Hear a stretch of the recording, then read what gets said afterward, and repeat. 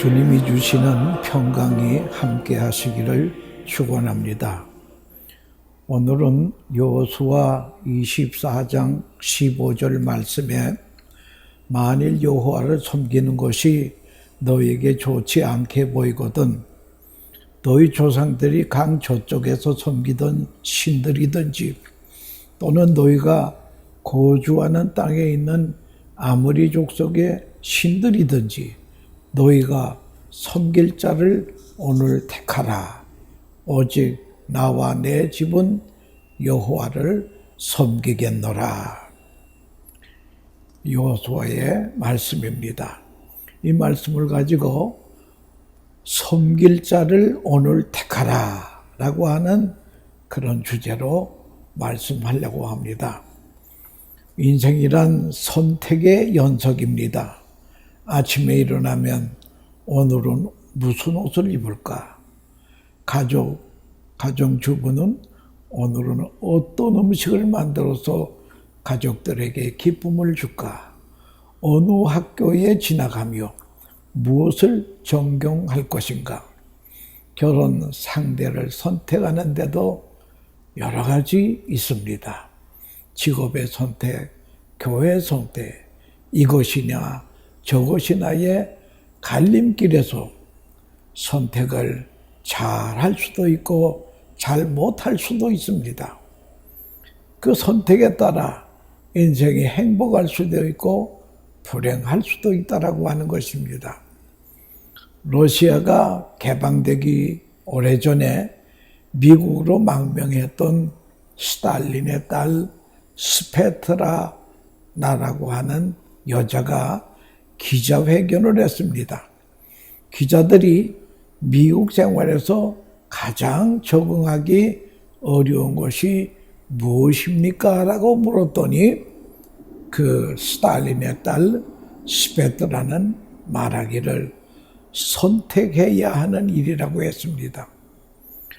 러시아에서는 공산 정권하에서는 선택의 여지가 없습니다. 모든 것이 위에서 결정되어 하달되기 때문입니다. 그런데 여기 미국에 와보니 매일매일의 삶을 자신이 선택해야 되고 선택한 거에 대한 책임을 지는 일이 이게 적응하기가 어려운 일이라고 대답했다고 합니다. 세계적인 베스트셀러요. 스위스의 철학가요 수필가인 알렌 디 보톤이라고 하는 사람이 그의 저서 불안이라고 하는 책이 있습니다. 인간의 마음속에는 불안이라고 하는 것이 있는데 그 불안은 일상적인 감정이라는 거예요. 불안은 병적이 아니라는 것입니다.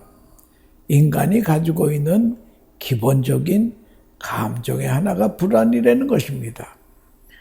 그는 그 불안의 원인을 잘 분석하고 있습니다. 불안은 첫째, 사랑의 결핍에서 온다는 거예요.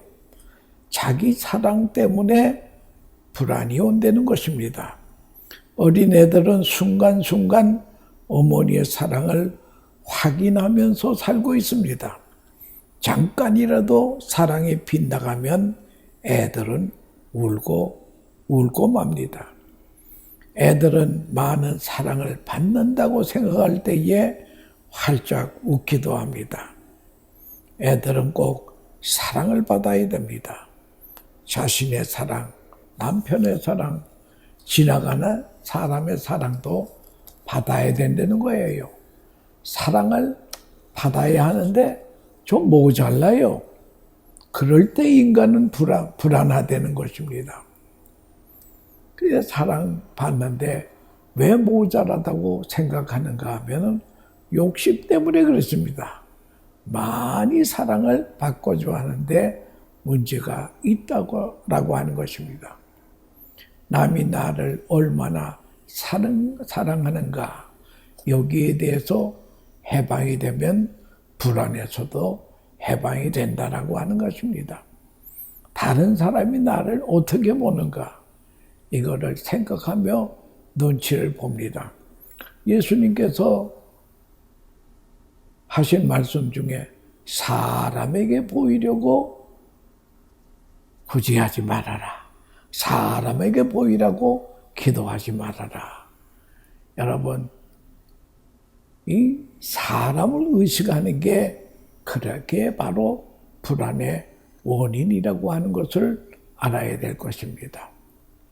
인간은 동물이기는 동물인데 속물은 아니라는 거예요. 그런데 사람이 속물 취급을 받으면은 그만 불안해합니다. 좋지 않은 사람을 가지고 개 같은 놈이라고 말합니다.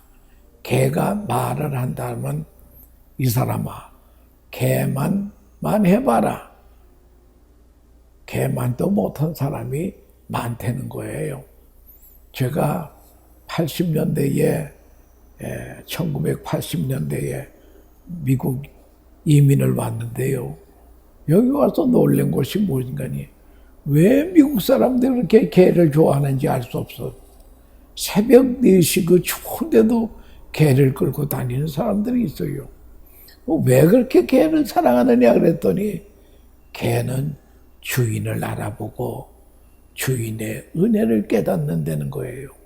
여러분, 인간은 배은망덕하는 사람이 많다라고 생각할 때에 사실은 개만도 못하다라고 하는 그런 것이 되겠습니다.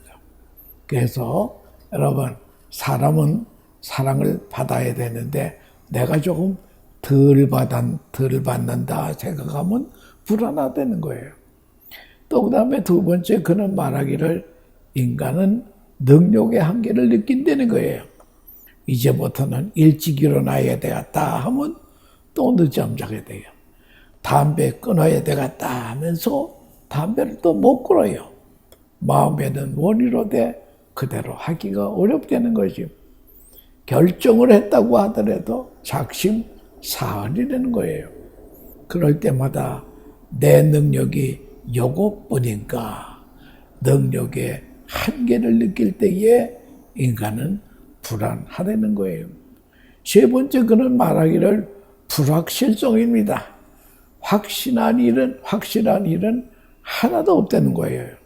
우리는 하루의 일도 보장을 못합니다.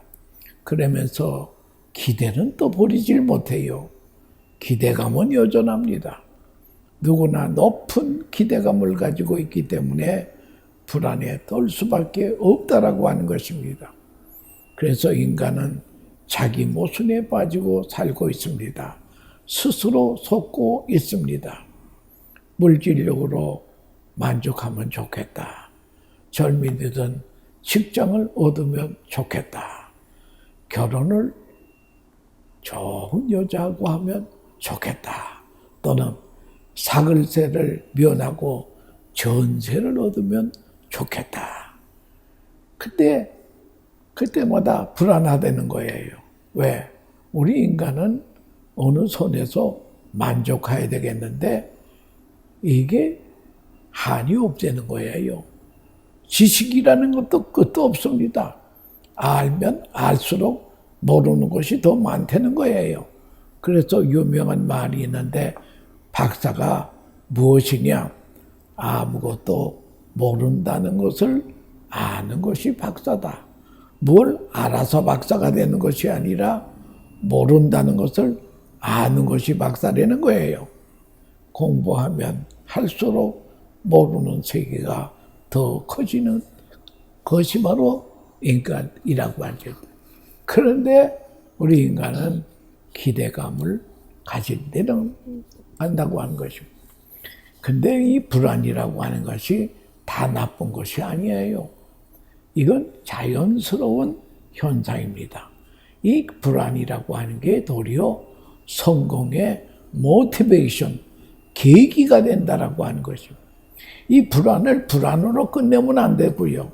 이 불안을 바로 의지적인 결단으로 이어지면 그것이 귀한 것이라고 하는 것입니다. 이스라엘 백성들은 애굽에서 440년 동안 노예 생활을 했습니다. 그들의 소원이 무엇이겠습니까? 노예 생활만 벗어나면 좋겠다. 그러면 아무 소원이 없겠다고 그렇게 했습니다. 또 출애굽을 할 때 얼마나 감격했습니까? 홍해가 앞에 딱 가라져 있을 때에 홍해만 건널 수 있다면 소원이 없겠다고 말했습니다. 하나님의 기적적으로 홍해를 육지와 같이 건넜습니다. 그런데 불과 14일이 지나서 물이 없습니다. 물만 있으면 되겠다고 합니다. 단 속에서 물이 터져 나옵니다. 먹을 것을 걱정했더니 하늘에서 매일 아침 만나라고 하는 떡가루가 내려오는 거예요. 그들은 40년간 농사한 일이 없습니다. 하나님께서 넉넉히 주셨습니다. 고기가 먹고 싶다고 해서 메추라기를 보내주셔서 코에서 냄새가 날 정도로 실컷 먹었습니다. 이렇게 하나님께서는 이스라엘을 인도해 주셨다는 거예요. 그런데 이스라엘 백성은 조금만 어려우면 과거에 받은 은혜를 다 잊어버리고 원망불평합니다. 이렇게 세밀하게 하나님께서 인도해 주시는 은혜를 모르고 원망하더니 결국 광야에서 20세 이상은 여호수아 갈렙을 빼놓고 광야에서 다 죽고 맙니다. 그들은 병사한 것도 아니에요. 하나님의 징계로 주었습니다. 그들이 죽은 죄목은 하나인데 원망, 불평의 죄입니다. 그 많은 기적을 보면서도 40년 동안 경험했는데 하나님을 온전히 의지하지 못하고 휘청휘청하면서 때로는 애굽으로 돌아가자까지 했습니다. 도리어 노예 생활을 동경했습니다. 그때 고기 까마 곁에서 애굽인이 먹다 버린 고기 먹던 일을 회상하면서 불평합니다. 사실 이 사람들이 출애굽을 한 다음에 하나님의 은혜를 높이면서 이제는 죽어도 자유인으로 살다가 광야에서 죽어도 좋겠습니다. 이렇게 고백을 했어야 되는 것인데 그렇지 않고 그들은 만 가지 은혜를 받고도 원망불평하다가 징계를 받았다고 하는 것입니다. 이제 제2의 지도자가 여호수아입니다. 여호수아는 백성들 앞에서 연설을 합니다. 이 백성들은 광야에서 난 제2세들입니다. 원망하던 백성들은 다 죽었어요. 요단강을 건너고 여리고를 점령하고 출애굽 여정을 마치고 백성들을 세겜에 모이게 하고 여호수아는 고별 연설을 합니다.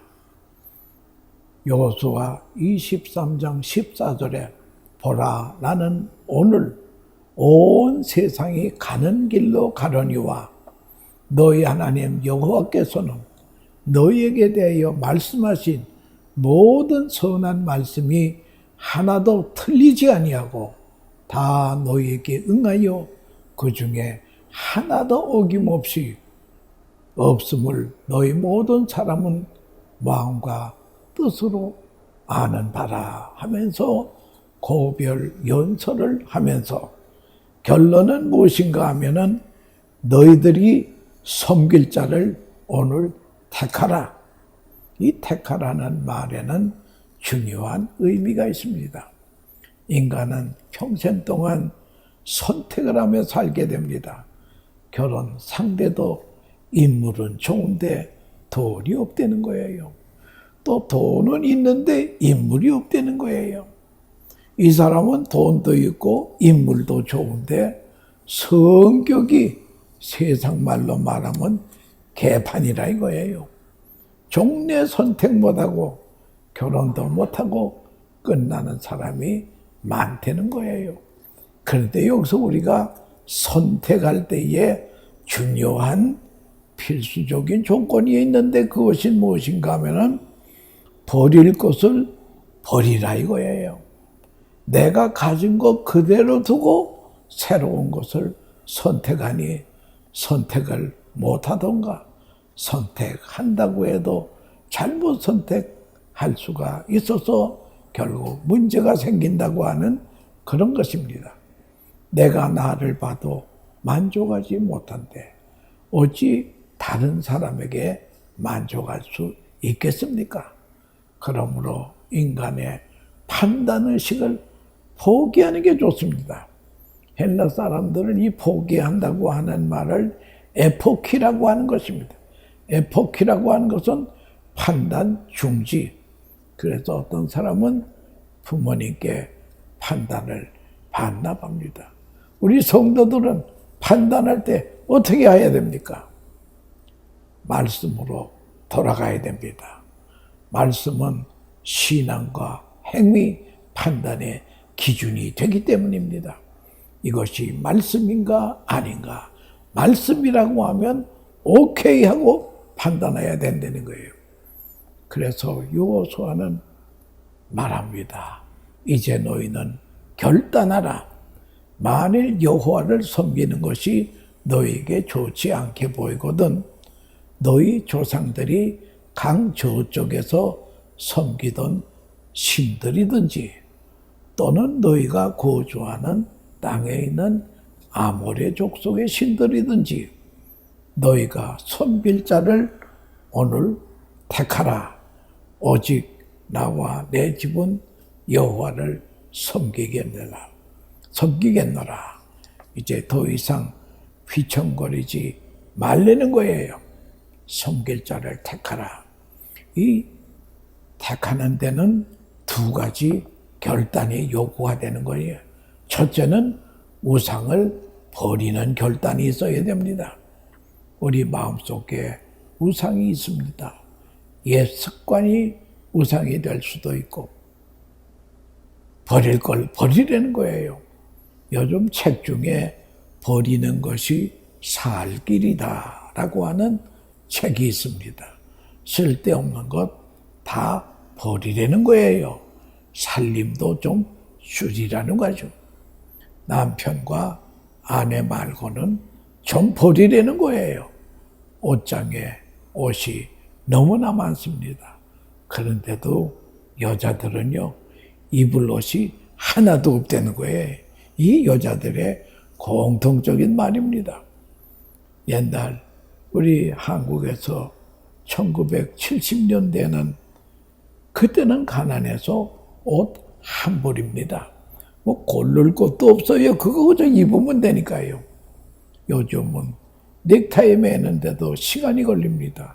어느 걸 맬까? 문화화된 나쁜 고정관념도 버려야 됩니다. 때로는 내 지식과 기술과 돈이 우상이 될 수도 있다라고 하는 거. 내 경험이 우상이 될 수도 있다는 거예요. 내가 다 해봤다는 거예요. 뭘 그렇게 많이 해봤다고 다 해봤다 그럽니까? 이게 바로 무서운 우상이라고 하는 것을 알아야 돼요. 우상을 과감하게 버려야 됩니다. 근데 여러분, 이 우상이라고 하는 것은 잠재의식 속에 있는 것이기 때문에 무섭다고 하는 것을 알아야 됩니다. 그래서 현대에는 알게 모르게 우상을 섬기고 있다는 거예요. 내 마음을 뺏는 모든 것이 다 우상이라고 하는 것입니다. 우상을 버리는 결단이 있습니다. 서울 어느 교회에 권사님이요, 다이아몬드 우면이 오시다.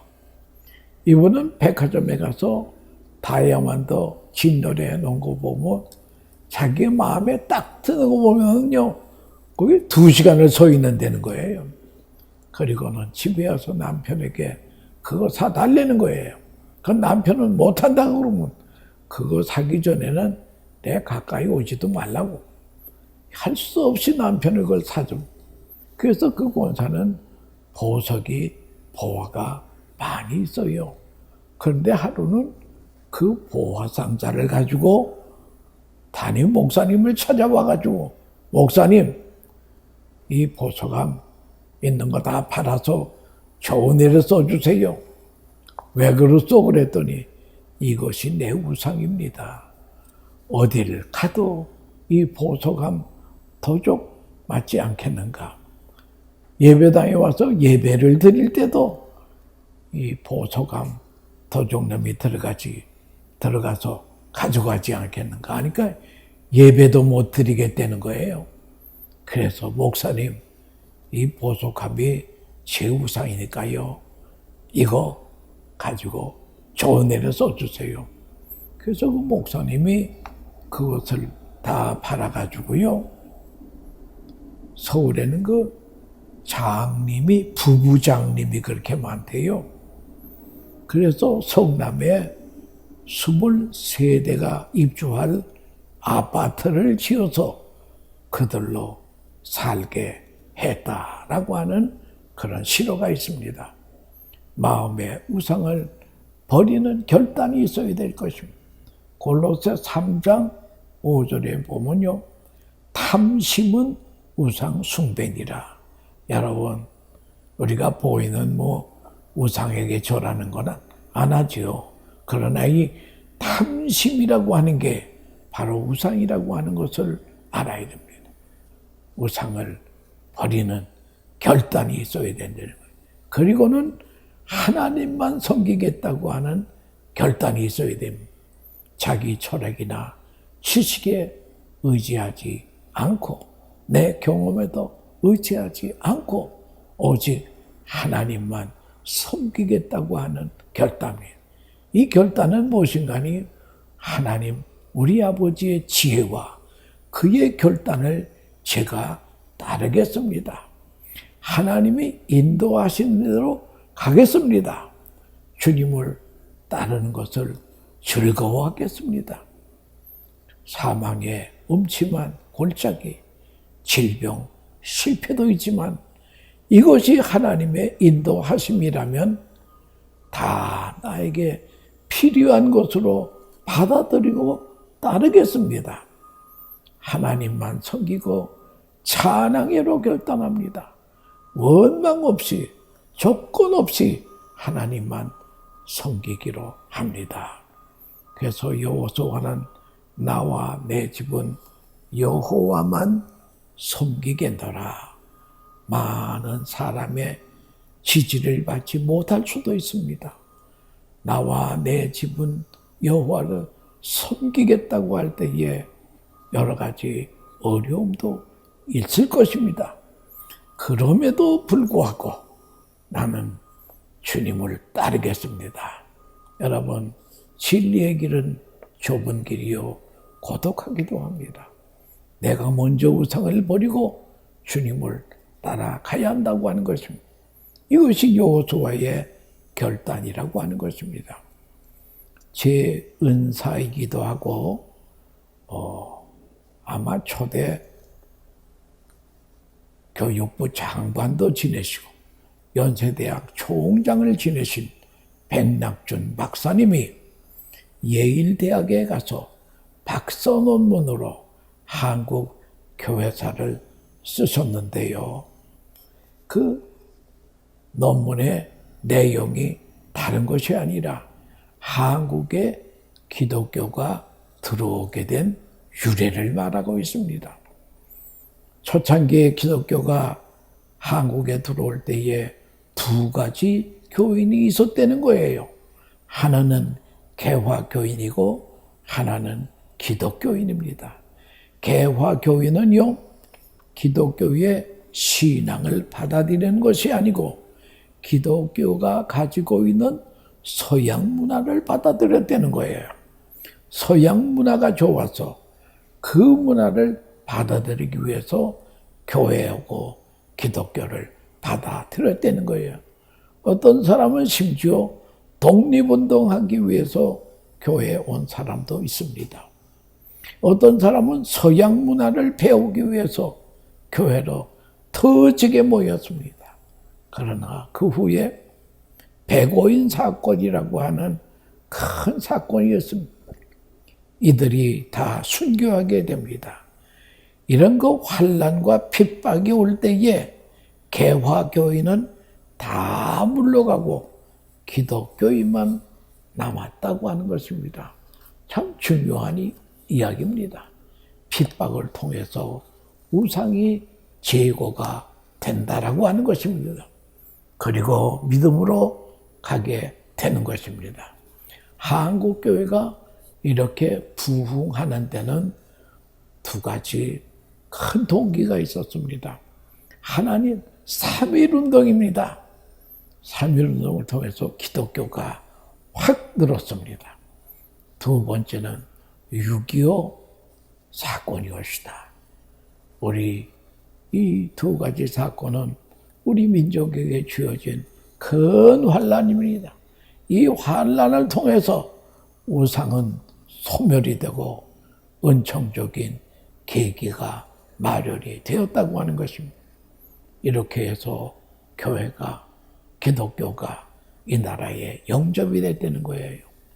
일본 사람들이 이 복음화가 어렵습니다.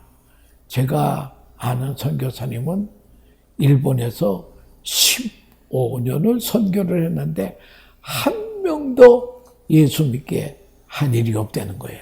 그만큼 어렵습니다. 왜 그렇습니까?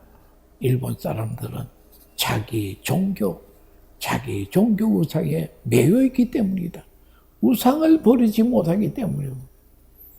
태국의 선교사가 직접 저에게 한 말을 들었는데요. 태국 선교가 그렇게 어렵다는 거예요. 왜 그런가 하면은 거기는 불교 나라이기 때문에 주일이 바로 휴일입니다. 휴일이 되면 국민의 90% 이상이 모두 절간에 간다는 거예요. 그 교회는 사람이 없습니다. 교회에 사람이 모이지 않으니까 선교사님이 그 예수 좀 믿겠다고 하는 사람 보고 그래 일찍이 절간에 갔다가 오후에는 교회로 오라고. 그럼 또 일찍이 절간에 갔다가 교회에 오는 교인이 많다는 거예요. 그런데 교회에 부흥은 안 되는 것입니다. 왜? 이들은 우상을 버리지 못하고 예수도 믿겠다고 하기 때문에 안 되는 것입니다. 그런 말을 제가 직접 들어본 일이 있습니다. 여러분, 우리나라는 큰 환난을 통해서 우상이 깨지는 응청적인 계기가 되었다고 하는 것입니다. 오늘도 주님은 말씀하십니다. 우상을 버리라. 그리고 하나님만 섬기기로 결단하라. 하나님만 사랑하기로 결단하는 자에게 하나님의 위대한 약속이 있습니다. 여러분, 하나님만 섬기라고 결단할 이유가 무엇인가 하면요. 하나님은 만물의 주인이 되시며 인류의 역사의 대주제가 되기 때문입니다. 사무엘상 2장 8절에 여호와께서 세계를 그 위에 세우셨더라고 말씀했습니다. 하나님은 우리의 보호자가 되시기 때문이다.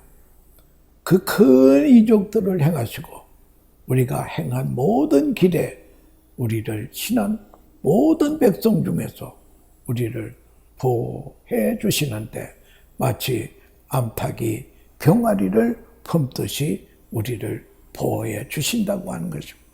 하나님만 섬기는 자에게는 천사의 보호를 받습니다. 범사에 잘 되는 복을 받습니다. 기도의 응답도 받습니다. 자손들이 복을 받습니다. 이 코로나 바이러스라고 하는 기근에도 우리가 구원함을 받는다고 하는 것입니다. 하나님의 생명책에 우리의 이름이 기록이 된다라고 하는 것입니다. 치료의 은혜도 받습니다. 말라기 4장 2절에 내 이름을 경외하는 너희에게는 의로운 해가 떠올라서 치료는 광산을 바라리니 너희가 나가서 외양간에서 나온 송알같이 뛰리라. 하나님을 섬기는 자에게 만가지 복을 하나님이 예비해 놓으셨습니다. 그래서 로마서 10장 10절입니다.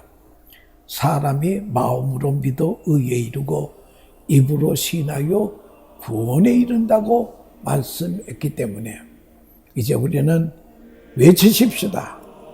예수 이름으로 명하나니 우상은 물러갈지어다.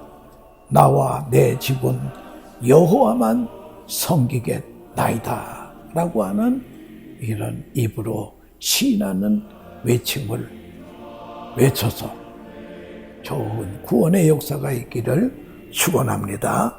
감사합니다.